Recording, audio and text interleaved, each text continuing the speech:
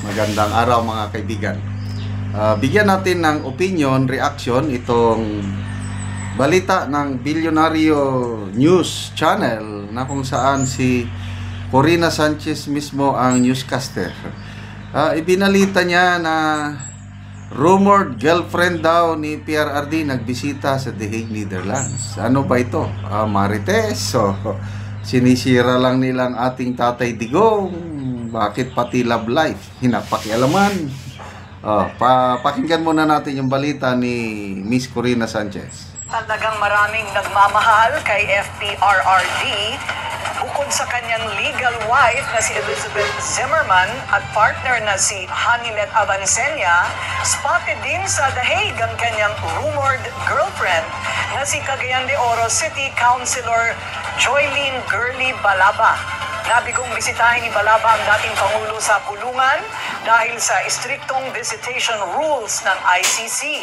Pero sumama ito sa mga Duterte supporter na nag-camp out sa labas ng detention facility. Dumali rin si Balaba sa birthday celebration ni VP Sara kung saan na-meet niya si Zimmerman. Inendorso ang bise si Balaba noong midterm elections at tinawag pa itong mommy sa isang campaign rally. Okay. So, ano ba ito? Rumored girlfriend? Binasa ko ang mga comments kasi first time ko itong marinig na may rumored girlfriend si PRRD sa Cagayan de Oro. Binasa ko ang mga comments, sinasabi dito na ex-girlfriend na yan, matagal na pala. Kaya ito, maraming bumabatikos kay Corina Sanchez. Greg John Largo, sabi, nang marites na mali pa. Mali, hindi rumored girlfriend. Angelica Ibuyan, sabi, ex-girlfriend during 90s to early 2000. The Bawenyos knew, we all know. Ngayon ko lang narinig ito. Joy Lagria Ocon, legal wife, partner, rumored girlfriend, Corina naman. Sabing balita. Gilda Hermoeno, si Corina, marites gid. Larissa Nunez, marites, raka kayo, auntie. Tingting Evlas, fun fact, ex-girlfriend niya si Girly Balaba, na former ABS-CBN newscaster when she was based in Davao. Rumor pa, they dated in the early 2000. Felicity Coronel, dahil sa balitang yan, baka bumaba na presyo ng bigas. So, sinasabi, walang kwentang balitang ito. Gigi Dumaging, and so, our problem is solved na. Check kaya natin yung dalawa sa may Pasig River, baka may So, hindi happy ang mga comments. Anyway, wala tayong magawa. Yan ang gusto nilang ibalita. Basta ang akin is marami talagang nagmamahal kay PRRD. Pabayaan mo na yan kung ex, rumored, sa dami ng nagawa niya sa Pilipinas. Kaya tinatawag ngayon si PRRD na the best president we ever had.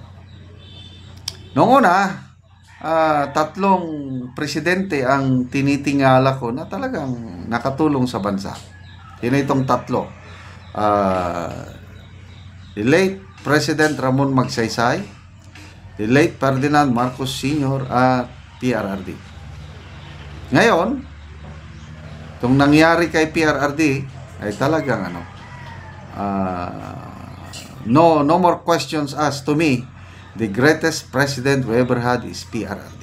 Dahil yung accomplishment niya nung siya pang presidente, grabe, naramdaman ng taong bayan, naramdaman ng aming pamilya. Una, peace and order sa mga rebelde. Especially dito sa Mindanao, dahil dito ako nakatira sa Mindanao. Tumahimik ang mga kapatiran nating Muslim, Abu Sayyaf man dyan, mga terorista. Excuse me. Dahil siyang presidente, very strong-willed presidente nung Marawi Siege. Nasolve kaagad, 5 months lang.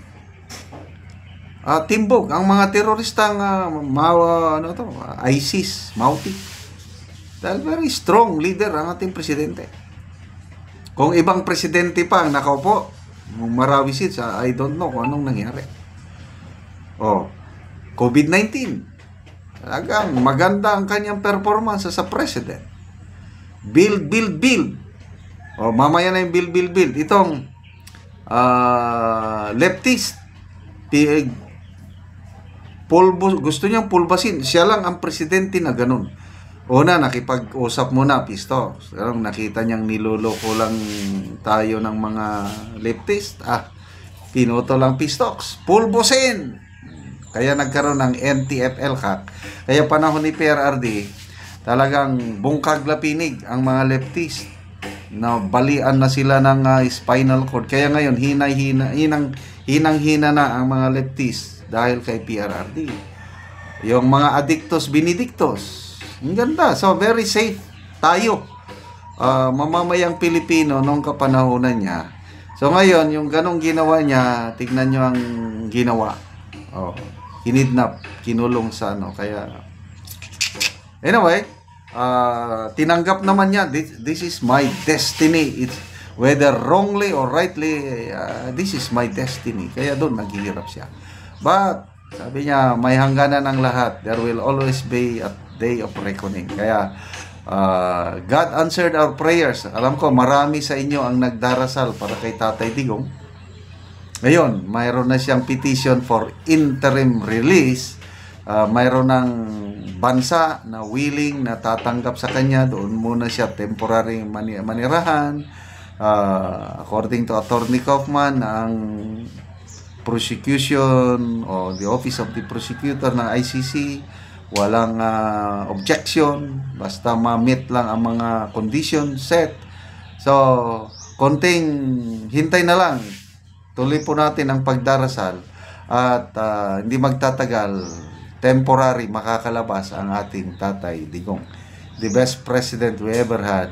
Millions of Filipinos nagmamahal sa kanya. Pabayaan mo na yung mga girlfriend na yan. 80 years old na siya. Tapos na siya dyan. Okay, salamat sa inyong pagsubaybay mga kaibigan, sa ating channel.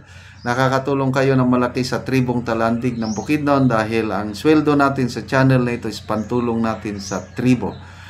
Sa ngayon, namimigay tayo ng mga libreng yero at pako para makapagpatayo sila ng bahay, yung mga pamilya na walang bahay, nakikitira lang sa kanilang mga parents. Panoorin nyo ang video na ito. Usok kayo ang ulan.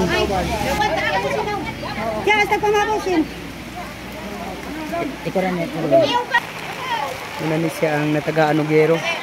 O bisan pa sa kusog kayo nga ulan. Daghang salamat, sir. Salamat siya sa sin nga nahatag sa iya.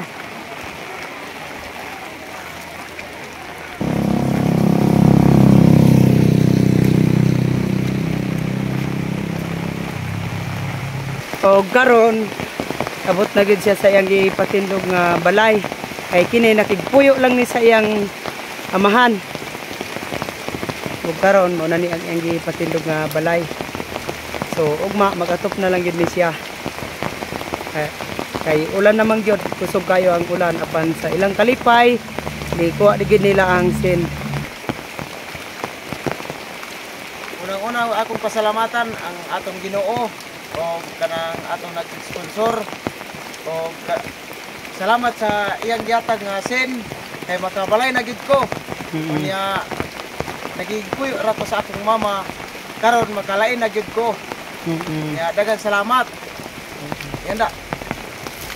Pasalamat ko kay kuan kanang madagan pa ang matagan ani nga kuan ug sin para dagan gyud ang magkapanalamat sa inyo o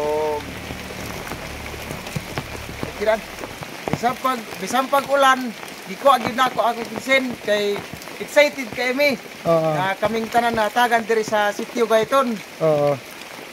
Sa salamat kayo. Sa salamat kayo, sir. Oh, salamat. Taga salamat. Oo.